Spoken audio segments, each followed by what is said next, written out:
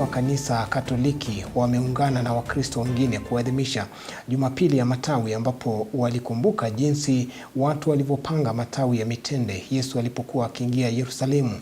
Askofu wa kanisa Katoliki Dayosisi ya Machakos, Norman King'ou, aliwaongoza waumini wa Kikatoliki katika kanisa la Our Ladies of Lourdes Cathedral mjini Machakos katika misa maalum. Amewataka Wakristo kutubu na kuomba msamaha msimu huu wa kuteswa, kusulubiwa na kufa kwa Yesu Kristo. Isaac Musyoka alihudhuria misa hiyo na sasa anatuarifu.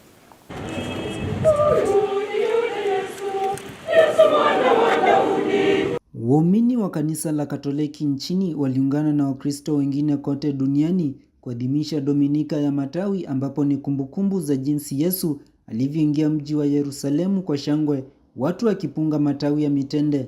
Tunasherehekea Jumapili ya Matawi, ishara ya kuonyesha vile Yesu Kristo aliingia kwa Yerusalemu kwa shangwe na nderemo, na vile vile alikuwa amebebwa na kila wapunda, ishara ya kuonyesha amani.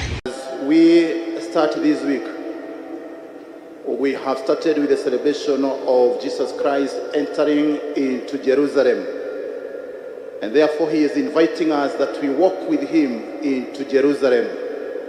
Askofu wa Katoliki Dayosisi ya Machakos Norman King'ou akiwataka Wakristo kutubu na kuomba msamaha, hasa msimu wa kuteswa, kusulubiwa na kufa kwa Bwana Yesu, akisema kuteswa kwa Yesu ni funzo kwa Wakristo wawe wavumilivu kwa yote wanayotenda. Kile aliwaambia wanafunzi wake ni kwamba waombe na waombe na waombe ili Mungu aendelee kuwajalia neema yake. Kwa hivyo kwetu sisi wa Kristo, hii ndio wiki ya ukombozi, wiki ya maombi, wiki ambayo tunakumbusha kwamba kama binadamu na watu wa kawaida hutenda maovu, na hata wakati mwingine tunaanguka kama Petro, lakini tunakuwa na matumaini kwa maana Mungu wetu ni Mungu wa amani na ni Mungu wa upendo.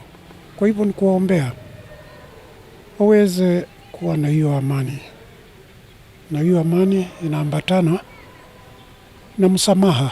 Kama Wakristo tuweze kusameheana, tuweze kuwa watu wa amani katika mioyo yetu, katika familia na hata katika nchi yetu.